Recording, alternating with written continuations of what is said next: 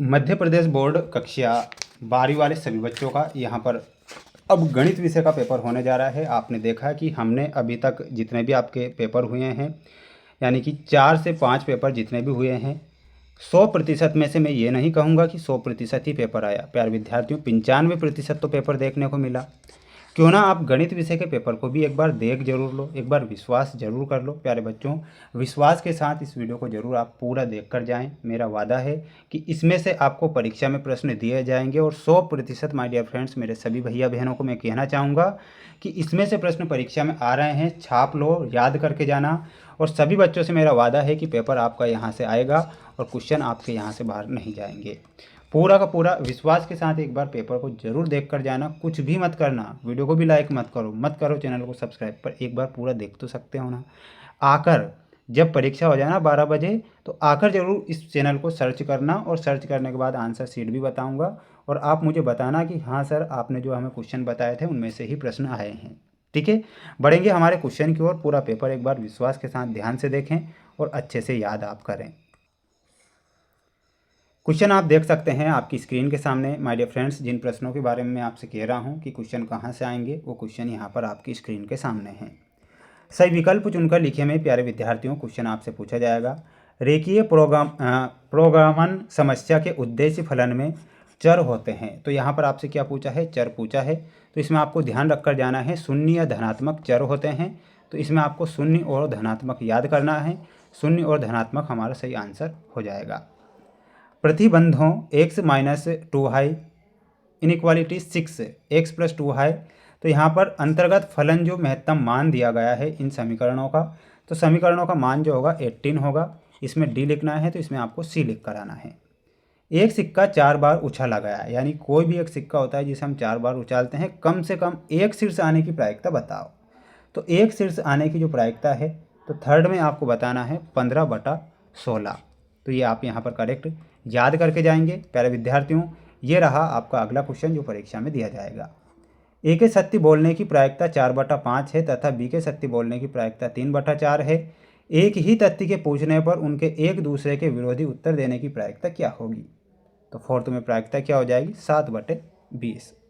ठीक है, दो सदिश है ए एरो और बी एरो इस प्रकार है कि ए एरो बराबर 2, बी एरो बराबर 1 तथा ए डॉट बी बराबर करनी 3 हो, तो उनके बीच का जो कोण होगा वो क्या होगा?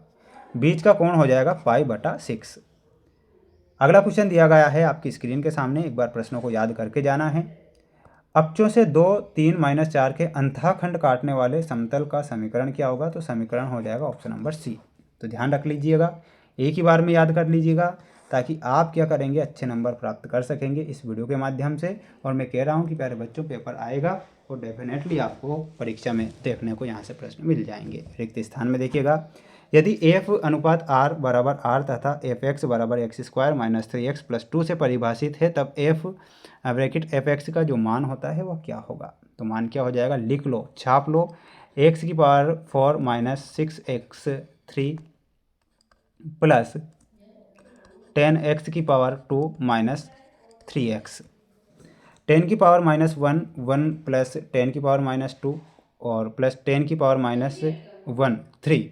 तो यहाँ पर आपका जो सही आंसर होगा सेकंड में, वह क्या हो जाएगा? तो इसमें आपको लिखना है बराबर पाई। कोस x0 का x के सापेक्ष अवकल गुणांक क्या होगा? तो अवकल गुणांक आपको ध्यान रखना है, वो क्या हो जाएगा? -π/180 sin x⁻0। समाकल sec x dx का जो मान होता है वह क्या होगा? तो इसमें आपको जो मान बताना है वह क्या हो जाएगा? ध्यान से देख लो, और वो हो जाएगा log sec x plus 10x। ठीक है, ये इसका मान होगा। पांचवा है वक्र y बराबर x², x अक्ष तथा x बराबर 1, x बराबर 2 से घिरे भाग का क्षेत्रफल क्या होगा? तो क्षेत्रफल हो जाएगा 7/8। रेखीय अवकल समीकरण dy/dx प्लस py बराबर q में समाकल गुणांक बराबर क्या होगा? तो इसमें गुणांक हो जाएगा माय डियर फ्रेंड्स 6 में, तो इसमें आपको लिखना है, और वो हो जाएगा समाकल e pdx। ठीक है, ये आपको यहाँ पर ध्यान रखना है। एक स्क्रीनशॉट ले लें, अच्छे से याद कर लें, क्वेश्चन परीक्षा में आएंगे। ये आपकी जोड़ी है और जोड़ी प्यारे बच्चों, जोड़ी आपकी बाहर नहीं जाएगी, जोड़ी आप यहाँ पर देखेंगे। देखिएगा, जोड़ी के नंबर बता देता हूँ। CE, समय भी कम है तो जल्दी से आप क्या कर लेंगे, स्क्रीनशॉट लेकर याद भी कर लेंगे, समय बच जाएगा। तो ये आपकी जोड़ी के नंबर हैं, आप इसका एक स्क्रीनशॉट ले लें, अच्छे से आप इसे क्या कर लेंगे, याद कर लीजिएगा। बढ़ेंगे अगले क्वेश्चन की ओर। अगला क्वेश्चन देखिएगा, अगला क्वेश्चन जिसमें आपको एक वाक्य में उत्तर लिखे वाले क्वेश्चन मेरे द्वारा यहाँ पर बताए जा रहे हैं। क्वेश्चन है, ए एरो का बी एरो की दिशा में प्रक्षेप ज्ञात कीजिए। तो प्रक्षेप हमें ज्ञात करना है, वह क्या हो जाएगा, और वो हो जाएगा A arrow dot B arrow बटा ए। दूसरा है, यदि ए एरो और बी एरो परस्पर लंब सदिश हो तो A arrow plus B arrow square का मान ज्ञात कीजिए। तो इसमें जो मान होगा वह क्या हो जाएगा, तो ध्यान रखना है सभी को और याद करके ही जाना है, ठीक है। प्लस ये आपका यहाँ पर सही आंसर है। यदि कोई रेखा अक्षों की धनात्मक दिशाओं से अल्फा बीटा और वाई कोण बनाए तो sine square alpha plus sine square beta plus sine square y का मान ज्ञात कीजिए। तो मान हो जाएगा थर्ड में 2, ठीक है। समतल वाई ओ जेड पर लंबवत समतल का समीकरण ज्ञात कीजिए। तो समीकरण क्या हो जाएगी, ध्यान रखना है, बी वाई प्लस सी जेड प्लस डी बराबर 0।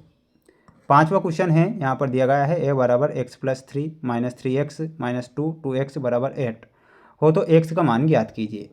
तो फिफ्थ में x का मान कितना हो जाएगा, 2। छठवा है, समाकल 0 पाई बटा 2 साइन x dx का मान क्या होगा, तो इसमें हो जाएगा 1। गणित की एक समस्या को 3 विद्यार्थियों द्वारा हल करने की जो संभावना है 1/2, 1/3, 1/4 है, तो समस्या हल हो जाने की प्रायिकता क्या होगी, 3/4 इसकी प्रायिकता होगी। तो इसमें आपको 3/4 ध्यान रखना है। स्क्रीनशॉट तुरंत ले लें, अच्छे से याद कर लें, क्योंकि प्रश्न परीक्षा में आएंगे। ये आपके सत्य सत्य वाले क्वेश्चन हैं जो आपको दिए जाएंगे। देखिएगा, सत्य सत्य में तो टिक लगा रहा हूँ। यहाँ पर हमारे जो असत्य हैं वो कौन कौन से होंगे, फर्स्ट असत्य होगा, दूसरा सत्य है, तीसरा असत्य है, चौथा असत्य होगा, पांचवा सत्य हो, छठवा असत्य है। तो स्क्रीनशॉट ले लें। प्यारे विद्यार्थियों, ये जो सेट पेपर मेरे द्वारा बताया जा रहा है, ये सेट कौन सा है, 3rd नंबर का सेट पेपर है। सेट अब लास्ट सेट आएगा 4th सेट, यानी कि अगर आपने ये 4 सेट पेपर देख लिया ना, तो 95% जो आपके ऑब्जेक्टिव टाइप क्वेश्चन हैं इन 4 सेट पेपर से बन जाएंगे। तो इन्हें बार बार पढ़कर जाना, प्रश्न बाहर नहीं जाएंगे।